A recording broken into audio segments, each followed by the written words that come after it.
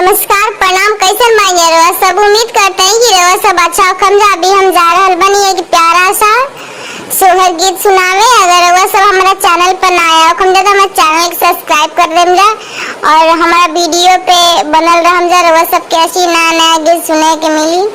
जल्दी से गाड़ी धाली मोहन